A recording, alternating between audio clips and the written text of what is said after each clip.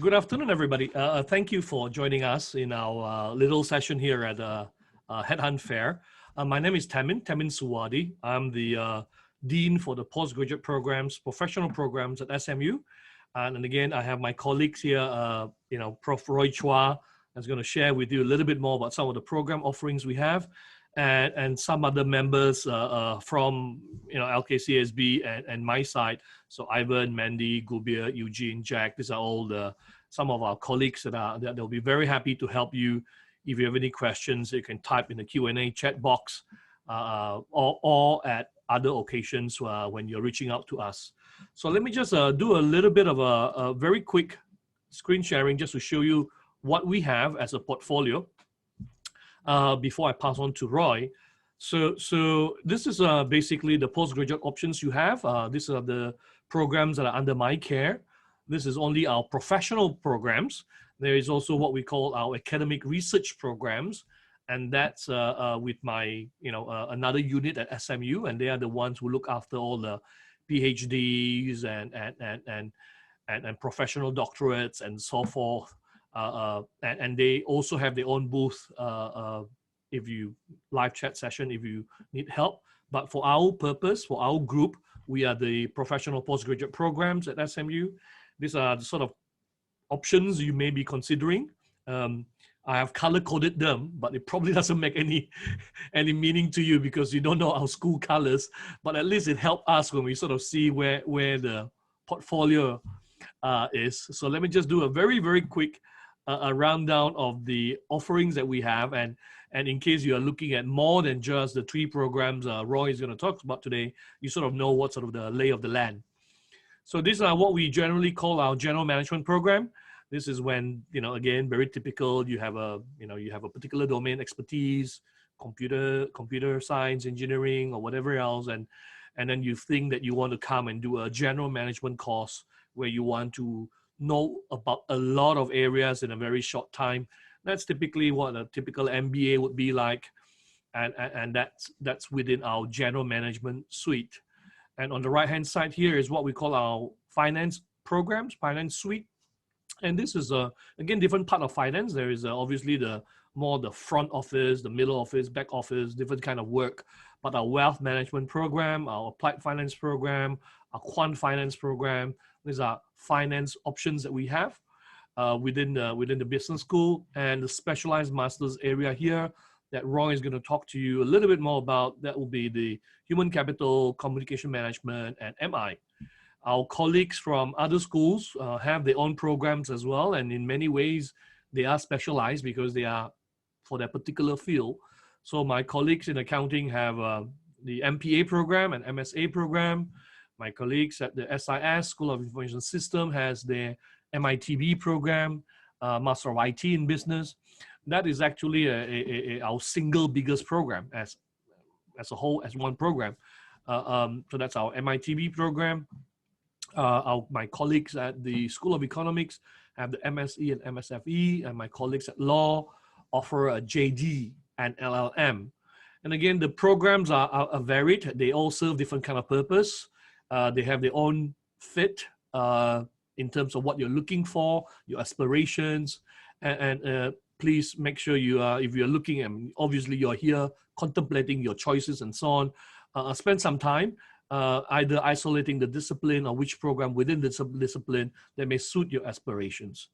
And my colleagues are here throughout the day. This is about 4 o'clock now, so they're still around. They have worked very hard since morning, but we're here for the full day. And this is, I think we are now in zone 2 for this info session, but many of my other colleagues will be at zone 1, and they have been there for the whole day. So if you have not had the chance of speaking to our admission advisors, or if you're looking at, what sort of work I can do, what sort of career prospect, etc., you can speak to our specific colleagues from the specific schools. And you can see we have our colleagues from School of Business, IS, Accounting, Law, Econs, and also our colleagues from the academic PhD program side. And finally, if you think that an SMU program is something that you want to pursue further, And again, obviously today the interaction is going to be a little bit limited because we only have this 20 so minutes with you. If you want to check us out a little bit more, please sign up for our SMU Masters Day. We do this twice a year. The next one is going to be on Saturday, 3rd of October. The URL is right at the top here. You can, again, sign up for that event. This is, I guess, a little bit of SMU programming. So there's a lot more SMU content in here. And the idea here is that you can talk to our, of course, a panel of all our program directors, our career professionals from our career services, our students as well. It's very important as well to hear from the students' perspective, what sort of things they have gone through, the experience, and the process. They would have gone through the process you are doing right now, thinking about the program, selecting the university, and then obviously with the career progression, the job hunting, and everything else. So they'll be very open to share, very happy to share that with you on our Masters Day. So again, that's just a plug for our next event in case we don't answer all your queries today. So without further ado, I have the pleasure of introducing Professor Roy Chua. Professor Roy Chua is the Associate Dean for PG programs within the School of Business at SMU. His area itself, his own area is OBHR, Organizational Behavior and Human Resources, and he also look after some of our professional doctorate program. So without further ado, Roy, this is all yours. I'll pass it to you. I'll stop the screen sharing and remind participants again. There's over 75 participants now. Please use the Q&A box for any questions that you want to address to Roy or myself or my colleagues. So thank you very much. I'll come back and see you later on. I'll pass it to Roy. All right, thank you so much, Themin. I'm going to share my screen so that you can follow what I'm talking about. All right. Okay, so welcome everyone to this special info session about our specialized master's program at SMU Lee Kong Chian School of Business. I'm Roy Chua. I'm associate professor at the Lee Kong Chian School of Business. My area of research has to do with creativity, trust, leadership, culture, China. I've been doing quite a few info sessions here and there, so you might have met me on other occasions. Right, so who are we? If you have been to our earlier sessions, you probably have heard about LKCSB. It's one of the largest business schools in Singapore, established in year 2000. Right, and I think SMU is not a stranger to many of you. We have a very strong undergrad program, but we are also having building up a very strong postgraduate, especially master's program. Right, so this is a strong brand name, young university, one of the youngest university to gain a Triple Crown accreditation. All right, so as a business school, we constantly listen to business leaders to find out what are the key needs in the industry.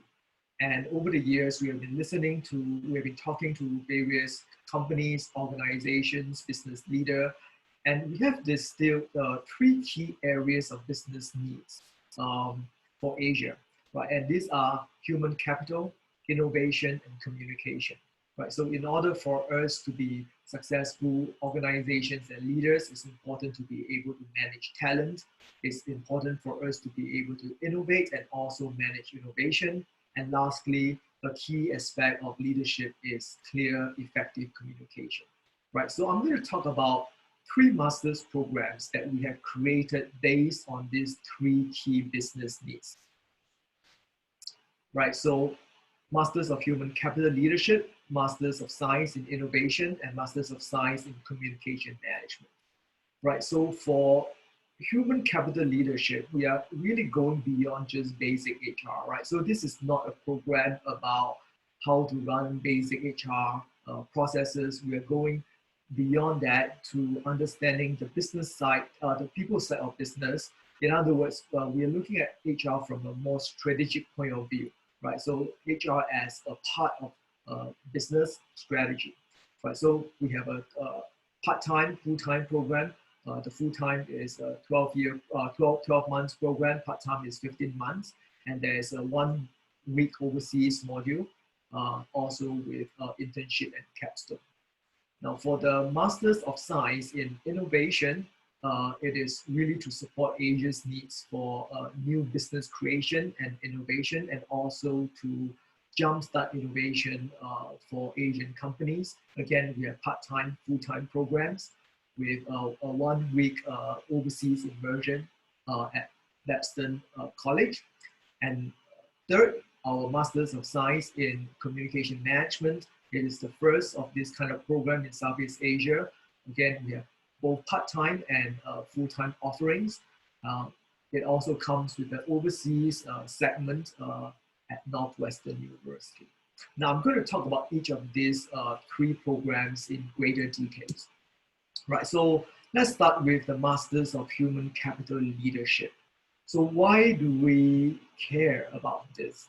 Right, so from our conversation with business leaders, they have been telling us that there is a lack of strategic HR talent. Right, so we don't have a lack of people who run basic HR administrative functions, but we have a lack of strategic HR talent, people who are able to look at HR from a strategic perspective, helping HR become a key business partner in the organization, right? And we also see a need, for people to want to get a professional HR certification, right? And for many countries in Asia, human capital is a national agenda. This is clearly the case for Singapore. If you've been following a lot of our debate in the parliament these days, it's all about developing human capital, especially local talent, right? So this is a very critical aspect of future leadership that we are looking at, right? So to give you some data to back it up, there's a recent press release that ranks how CEOs look at their key challenges, right? So CEOs around the world see retaining top talent as the #1 internal concerns, right? So it is key to develop the next generation of leaders for CEOs globally. Right, so what's unique for this Masters of Human Capital Leadership program?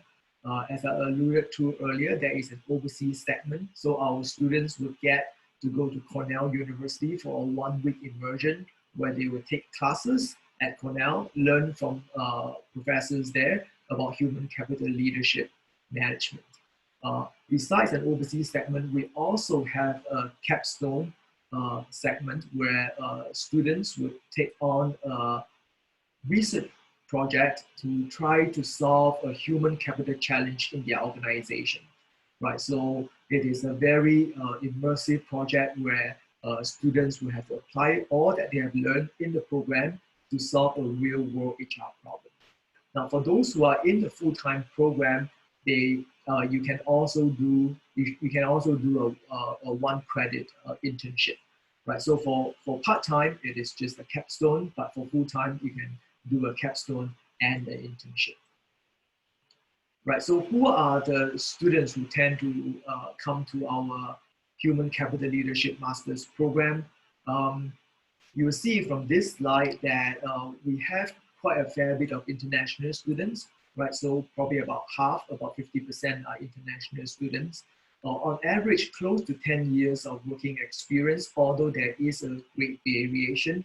We have people as young as with just 2 years of experience to as much as 27 years of experience.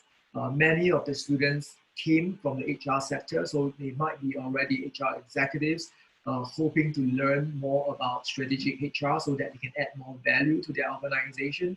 But it is important to know that not everybody comes from this HR sector. There are people who are from non-HR sector, hoping to learn more about HR from a strategic perspective.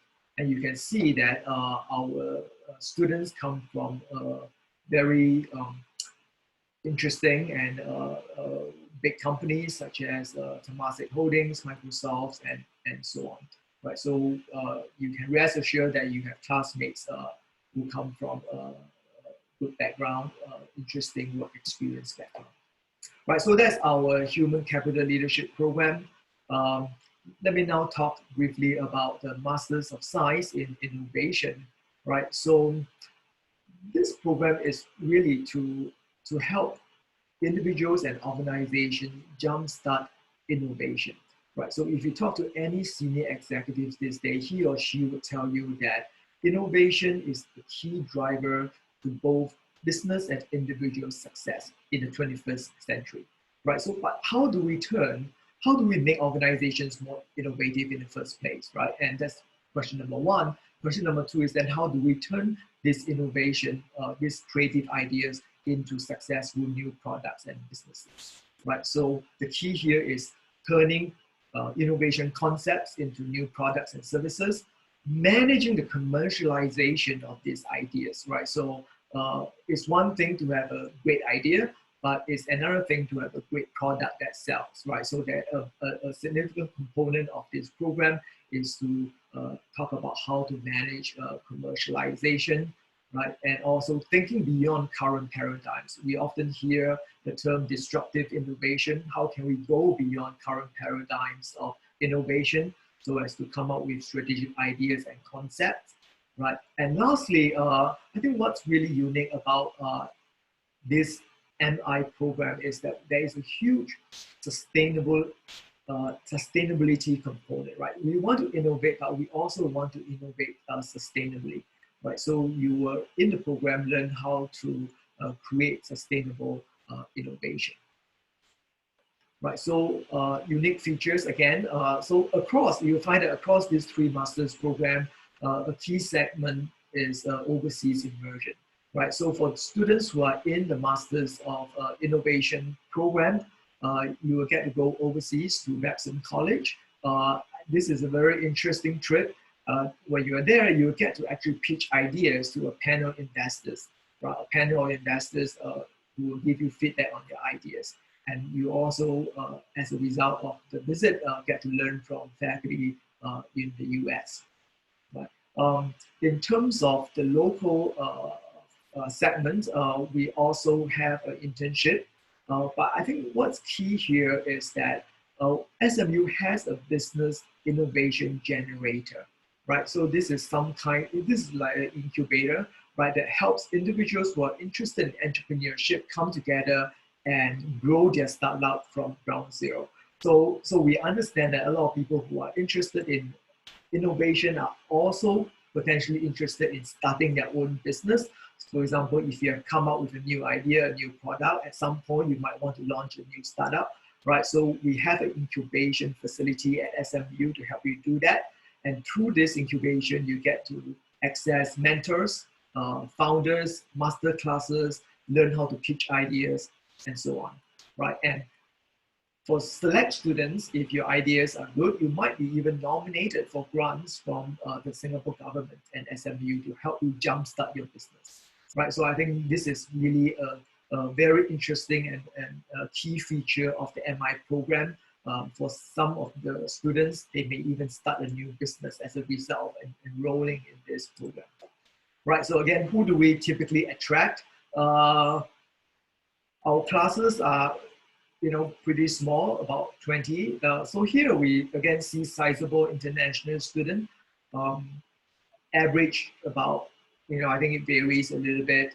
The incoming batch, we have about 7 years experience, but the earlier batch that we had 13 years experience. Again, you see a wide range.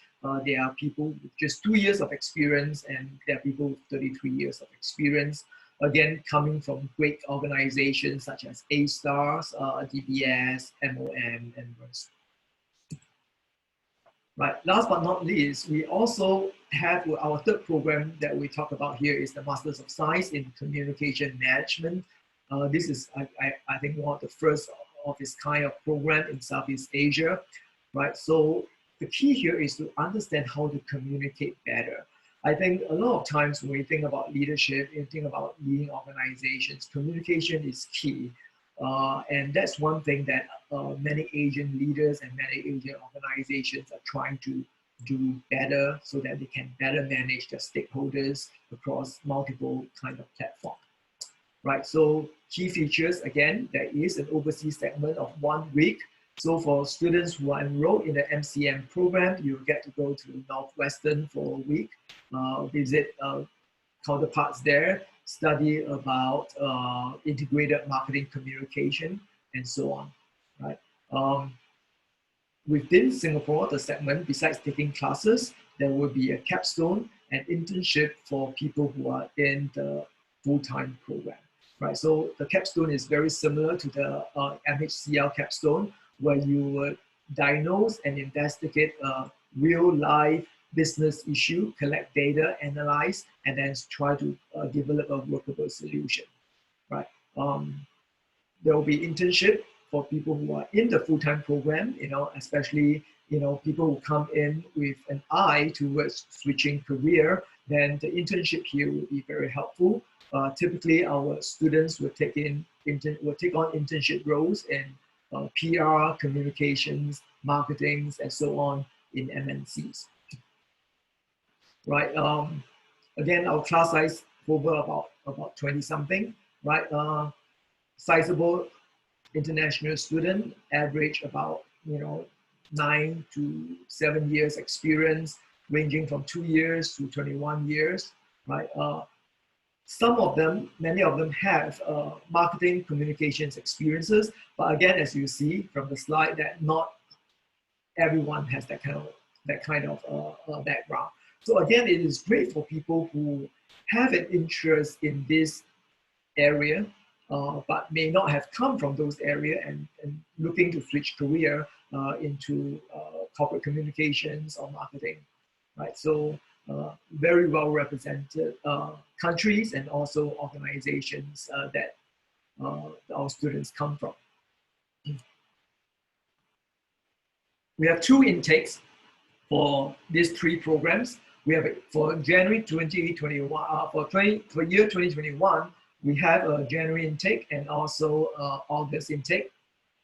For 2021, we are focusing primarily on the part-time program, I think partly due to the pandemic, but going forward, we will have both part-time and full-time program going on each year, right? So this, when you sign on to this program, it comprises of weekly sessions, taking classes in the campus, taking a whole bunch of classes. So across all 3 programs, you have to take some business foundation courses on strategy, finance, and ethics and corporate social responsibility, right? So all these are programs that are offered across and is a mandatory requirement for students of all 3 programs. And of course, there will be then core programs that are specific, courses that are specific to each of these master's course. So there's a capstone, there's an internship, there's a 1-week international immersion, and of course, you graduate with a ceremony. So who would be teaching you when you join this program? So you can rest assured that we have a very diverse pool of very accomplished faculty. So let me just give you some examples of faculty who teach in our specialized master's program. First, you see here is our Dean of the Business School, Jerry George, right? So he's well known for his research on innovation and entrepreneurship. So if you come into the MI program, you will definitely see him in your class. Heli Wang is also a professor at the business school. Her focus is on strategic management, right? So she received a PhD from Ohio State University. She has been with SMU for many, many years. And she would likely teach in the strategy program, the strategy course, right? And the next person you see here, I'm not sure whether you recognize him, but for 10 years, he has been the president of SMU, Arnold de Meyer, right? He is a global thinker about doing research on innovation management, right? So you will encounter him in our class. The next faculty is Tan Hui Hun. She is my colleague at the Organizational Behavior Department. She studies cross-cultural interactions, cross-cultural communication, right? So you will see her probably in our Masters of Communication Management program. Right, so as you can see, we have a diverse pool of faculty who are well accomplished and also do research that are relevant to each of the topic that we that we are teaching, right? But of course, you are not just learning from our staff professors. You also get to work with senior industry practitioners, right? So this is an example of some industry practitioners who also serve as faculty in the program, right? So we have Themin, who is the Deputy CEO of a Human Capital Development Group. We have Paul Santos, who is the managing partner of the Singapore MIT Alliance for Research and Technology Innovation Center. And then we have people like Adrian Chai, who is the general manager of Media Fix Group of companies, right? So not just academic faculty, but you also get to learn from industry leaders. Right, so where do our students go after they graduate from one of these three programs? So I think very often they go into very specific roles in corporate communications, public relations, or they might become an entrepreneur, they may start their own business, or they might serve as a role that overlooks innovation in organizations, right? And those who are in the MHCL program, they often end up as HR business partners, HR managers, and so on.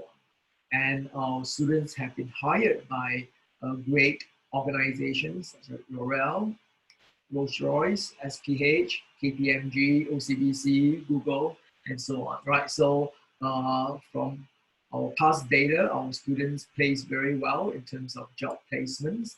So these are some of our alumni, right? So you see I'm featuring one alumni from each of the program, right? So in 2018, Kenneth Chong, he's in the HR program, right? So he transitioned into the logistics industry after the program. In 2017, in the MCM program, we have Ling Liang Mi, who has moved from the hospitality industry into the technology industry. And for the MI program, someone who graduated about 7 years ago, one of our Thai students, Noon, she now works for Google in Japan. All right, so very interesting career paths for all our students.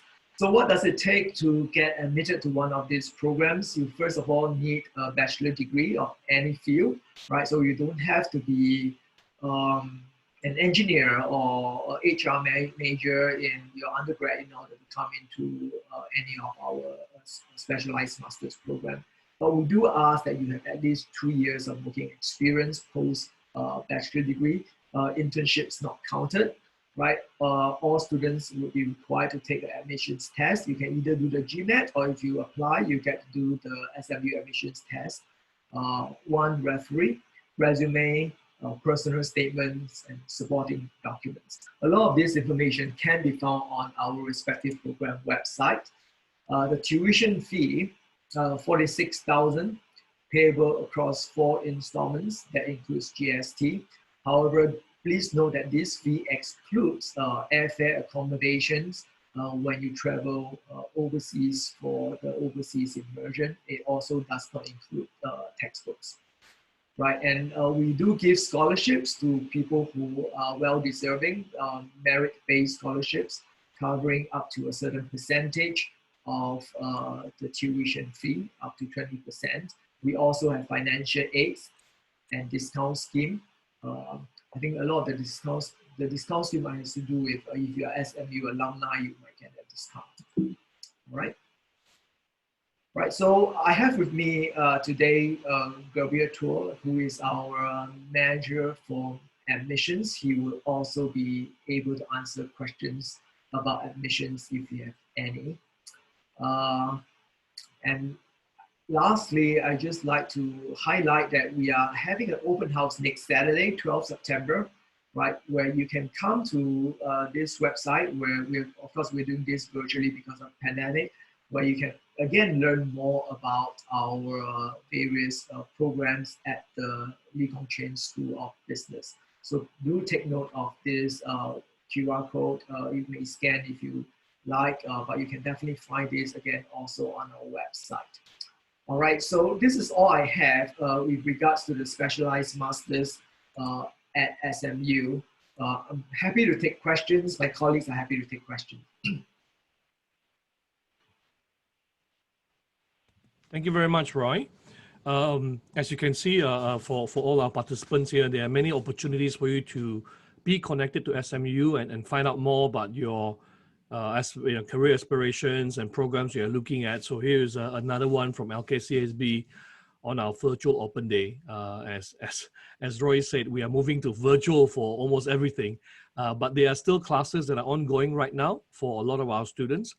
For the postgraduate students, we are having quite a few of what we call hybrid classes.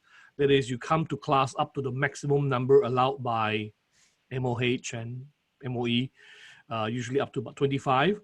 And then the rest will be joining via remotely. Again, some people, for certain preference would want to be away because they have family members who are older or younger and so forth.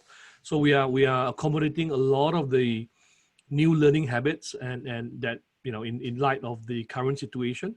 But we are very hopeful that as we move forward and we become more normal and there's more footfall that are allowed in campus, so that for next year programs and so on, we'll be back, pretty much back to normal operations as well.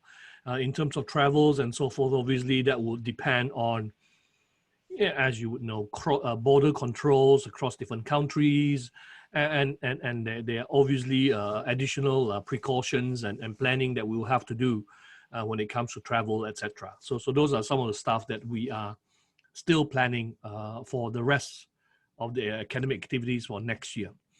So I have a question earlier that I think we have answered all of the questions that are printed that are sort of submitted earlier. Jordan asked whether there was an exemption for SMU students, SMU alumni.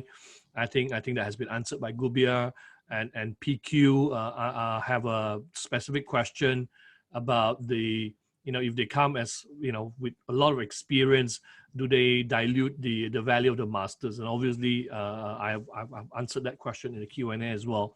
There is no more actually any outstanding question, but I invite anybody else that has has queries and so on to ask a question. We still have a few minutes left, so perhaps I turn it back to Roy. Roy, I'll ask perhaps somebody from outside. I'm an accountant by training, so I'm more anchored towards a hardcore domain. So if I'm thinking about reaching out, like perhaps some of our candidates are thinking about reaching out, do I need to have work in human capital or innovation space or communication space before thinking about the programs that you mentioned just now? Or do you think somebody like an accountant like me would still benefit from some of the programs that you mentioned earlier? Yeah, that's a great question, Themin. So if you remember the slides that I showed earlier, even for a program like human capital management, only about 50% of the students came from HR background, right? So we don't care really what kind of background you come from. Well, of course, obviously people from HR background might be more interested in a program on human capital management, but there could be anyone. It could be an accountant who's trying to learn more about human capital management, right? And if that's something of interest, we'll definitely look at you carefully. And as you can see, many of our students do not have the kind of background. And this is also a kind of great program where people want to come in for career switch. I personally, I did my undergraduate in computer science, and then after 9 months, I decided this is not my cup of tea. I went into HR, right? But back then, there is no program of human capital management, right? So it was not an easy switch, but now with a program like this, I think it makes it easier to have a platform to switch into a career that you really like, even though you may not have a background in that area. So definitely. So I'm happy there is still hope for me. And you would also know that perhaps you would know our own SMU VP for HR, Terrence, is actually an accountant trained. He's actually an accountant. And he also converted into the HR side as well. So I think the message there is that in this day and age, where our career are much longer than our original undergraduate education, whatever we decided to do in our younger days. Career do take us, path take us to different interesting, nooks and turns and so on. And I think part of that lifelong learning is really being able to pick up new skills, new areas, and being able to perhaps this is an often used word, to pivot to where opportunities lie, whether it's technology, whether it's HR, whether it's whatever else that interests you. And I think universities are there to help you do so. Gabriel has a question about the standardized test score. Would you like to take it? Actually, there are 3 questions here. Is there any questions you want to take, Roy? I don't see the question. What are the questions? Sorry, I'll read it for you then. My apologies. There's one that says, what does the school look for in a candidate to get admission? Is the competitive GMAT score important? Is the experience important? Is what I've studied before important? So what do you look for in a candidate? Okay. So we definitely look for people who are motivated to learn more about that area, right? So we look carefully at your personal statement. I think a GMAT score is just part of the entire holistic evaluation. We just need to make sure that you're able to handle the rigor. It is not a showstopper if you don't have a great GMAT score. If you come from one of our local university, SMU, NTU, NUS, I think we are pretty confident that you have what it takes to succeed in this, right? So I think a lot is about the aptitude and also whether you are able to survive the rigor of the program, right? And we look at it holistically. It's not just any one element. Okay. I see some other questions. Are the classes fully face-to-face or online? We definitely aim to go on to face-to-face where it's allowed, right? I think now we are in a transition period whereby some of our classes are face-to-face, some of the classes are online, but the goal is that as the pandemic eases, we should go back to normalcy. Can you use Skills Future? I think that's a question Gerbia may be able to help answer. Can we use Skills Future to offset the cost? No, actually, we can't use, we can only use the $500 credits that we have, but aside to that, no. So the only alternative sources of funding would be your scholarships and financial aid. Okay. The Skill Future courses tend to be more for short-term programs, very short workshops, are not a full degree program. All right. Okay. I see Joyce is back with us. So let me just, I think we have covered most of the questions in here. Just to remind everybody again that there is let me just do this. That for today, the sessions our colleagues are still available to answer any of your remaining questions at our Zone 1 chat groups, I guess, with the within Headhunt. Roy mentioned the special LKCSB virtual admission day, I think happening, was it 12th September or something, Roy? 12th September. Next Saturday. Next Saturday. Thank you very much, Roy. So that's happening there as well. And again, you can find out more information about that from our colleagues. And as I said, on the SMU side, on the overall SMU side, there's also the Masters Day happening on the 3rd of October. That one is really more for all programs that we have at SMU. So as you can see, there are plenty of opportunities. We understand this is this particular time is a challenging time for many people with the changes that are happening, and in many fronts in a normal day-to-day life and work environment and so forth, and many people are taking the opportunity to say, well, this is now that I'm a bit free in dictating my time, for example, is this the right time to pick up further studies and be ready to master my future when the times are better off and so on, when the economy kickstart again. So again, I want to thank you everybody for participating in our info session today. We're always there to help you. Our contact details, our social media accounts and so on are available on the slide here. Again, let me thank Roy and the rest of my colleagues who are standby, who have stood by and answered questions. Again, thank you very much, and I'll pass it back for the very, very last time for me today to Joyce.